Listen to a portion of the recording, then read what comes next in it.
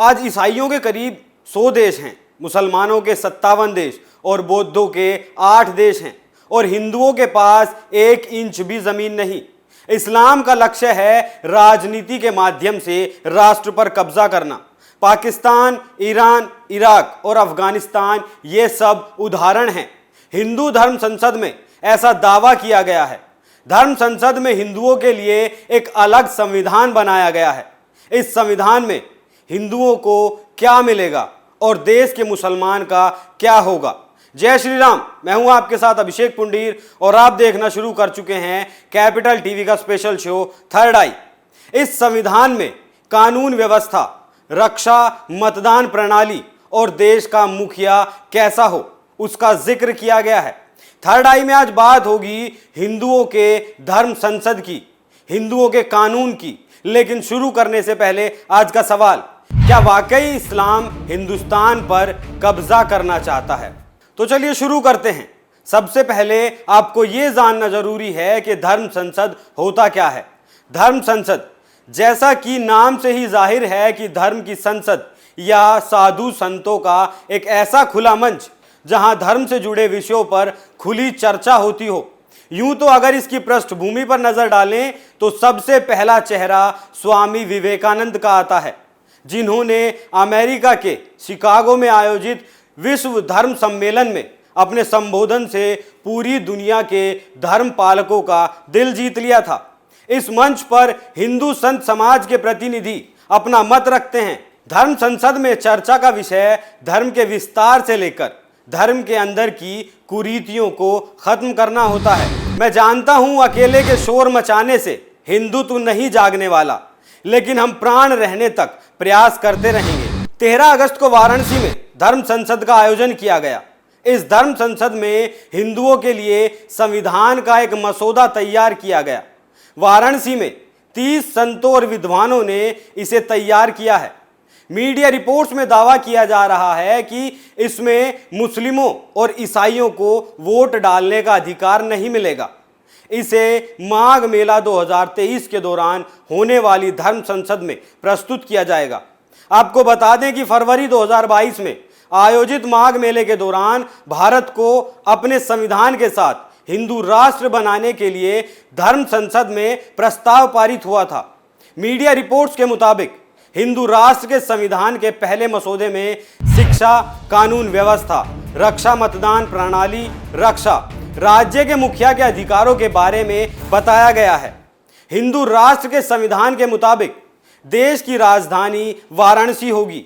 यहां धर्म संसद बनाने का प्रस्ताव है। अब इसे परत दर परत समझिए। सबसे पहले आता है सैन्य प्रशिक्षण। सभी को लेना होगा सैन्य प्रशिक्षण। मीडिया रिपोर्ट्स में दावा किया गया है कि हिंदू राष्ट्र के संविधान में कहा गया है कि सभी लोगों को अनिवार्य रूप से सैन्य प्रशिक्षण दिया जाएगा। खेती को टैक्स फ्री किया जाएगा। मुस्लिमों और ईसाइयों को मताधिकार नहीं होगा।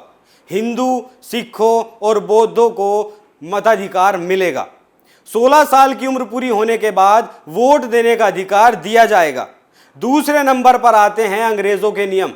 ब्रिटिश कालीन नियम हो जाएंगे खत्म। मीडिया रिपोर्ट्स में बताया गया है कि संविधान के कवर पेज पर अखंड भारत का नक्शा लगाया गया है। कवर पेज में कुछ मंदिरों के ऊपर भगवा झंडा फहराते हुए दिखाया गया है। ब्रिटिश कालीन नियम खत्म कर दिए जाएंगे। सब कुछ वर्ण व्यवस्था के आधार पर चलाया जाएगा। हर जाति के लोगों को सुविधा और सुरक्षा मिलेगी। गुरुकुल में दी जाएगी शिक्षा। मीडिया रिपोर्ट्स में यह भी दावा किया गया है कि न्याय प्रणाली त्रेता युग और द्वापर युग के जमाने की होगी। गुरुकुल में शिक्षा दी जाएगी। इसमें आयुर्वेद, गणित, नक्षत्र, भूगर्भ, ज्योतिष आदि की पढ़ाई कराई जाएगी। इसमें कुछ गलत नहीं है, लेकिन विवाद गहराता जा रहा है। हिंदुस्तान के इतिहास में पहले से ऐसी शिक्षा दी जाती रही है, आज भी दी जाती है, लेकिन अफसोस हम खुद इस पद्धति को भूलते जा रहे हैं। हम अपने बच्चों को गुरुकुल के बारे में बताना भी जरूरी नहीं समझते। अब बढ़ते हैं धर्म संसद के अगले चैप्टर की ओर। बात थोड़ी पुरानी है, लेकिन समझने वाली है। दिसंबर 2021 के धर्म संसद में भाजपा नेता अश्वनी उपाध्याय इस आयोजन में भगवा संविधान लेकर आए और कहा, हिंदुस्तान में हिंदी भाषा में भगवा रंग में संविधान हमें विशेष रूप से बनवाना पड़ रहा है। ये शर्म की बात है। जूना अखाड़े के महामंडलेश्वर और प्रबोधानंद गिरी की बात पर गौर करना जरूरी है।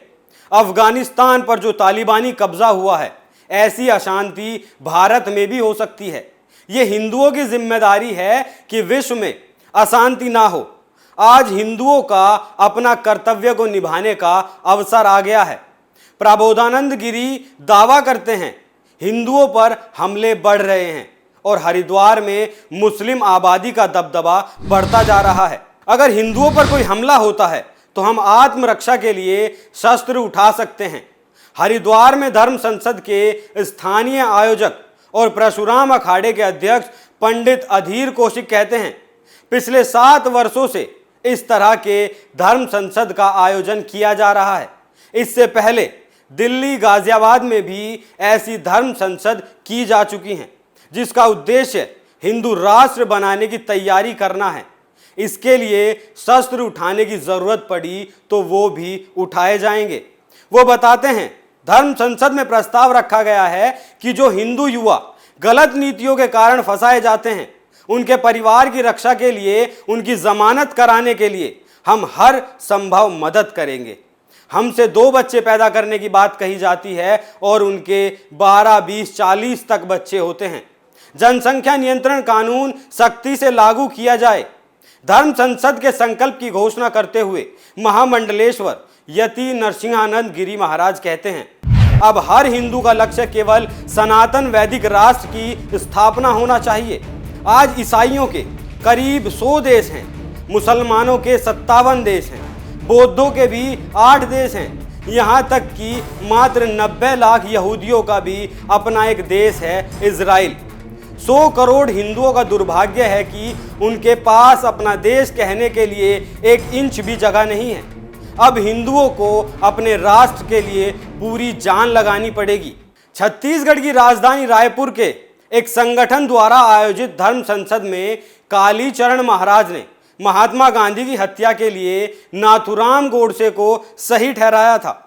कालीचरण महाराज ने कहा था कि लोगों को धर्म की रक्षा के लिए एक कट्टर हिंदू नेता को सरकार का मुखिया चुनना चाहिए। कालीचरण दास ने कहा था कि इस्लाम का लक्ष्य राजनीति के माध्यम से राष्ट्र पर कब्जा करना है। हमारी आंखों के सामने उन्होंने 1947 में कब्जा कर लिया था। उन्होंने पहले ईरान, इराक और अफगानिस्तान पर कब्जा किया था। ये बात तो ठीक है कि धर्म संसद हिंदुओं के हित में काम कर रहा है, लेकिन ये अक्सर अपने बयानों और फैसलों को लेकर विवादों से घिरा रहता है। धर्म संसद ने तो अपना मसौदा तैयार कर दिया, लेकिन अब इस मसौदे का क्या होगा, वो बड़ा सवाल है। सरकार इस मसौदे पर क्या करती है वो देखने वाली बात है, लेकिन देश में सेक्युलरिज्म का जो ढोंग चल रहा है, सरकार उसे बरकरार रखती है या फिर हिंदुओं के साथ खड़ी होती है। 100 करोड़ हिंदुओं के पास 1 इंच भी जमीन ना होना यह दिखाता है कि हिंदू कहां खड़ा है। आखिर में एक बात और बताना जरूरी है। आजकल समुदाय विशेष कहे जाने वाले लोगों ने जो कट्टरपंथी सोच अख्तियार की हैं, वो सोचने का विषय है। बिहार से जो मिशन 2047 के दस्तावेज बरामद हुए, वो भी सोचने का विषय है। नुपुर शर्मा के बयान के बाद देश जिस दिशा में जा रहा है, वो भी सोचने वाली बात है। ब्रेन वॉश किया जा रहा है। पाकिस्तान जिंदाबाद के नारे लग रहे हैं, पाकिस्तान का झंडा फहराया जा रहा है। 75 साल पहले एक हिस्सा तोड़ लिया गया था और आगे भी इसी की तैयारी है।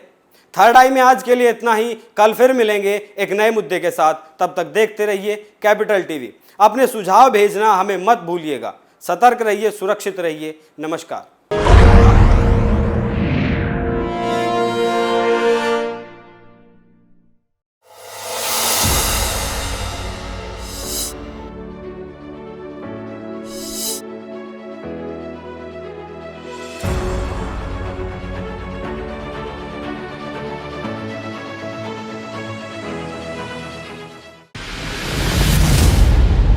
मैं राजनीति करता नहीं, पर राजनीति को बहुत गहरे तक समझता हूं। मैं लोगों के बीच रहता हूं, लोगों के मन को अच्छे से जानता हूं।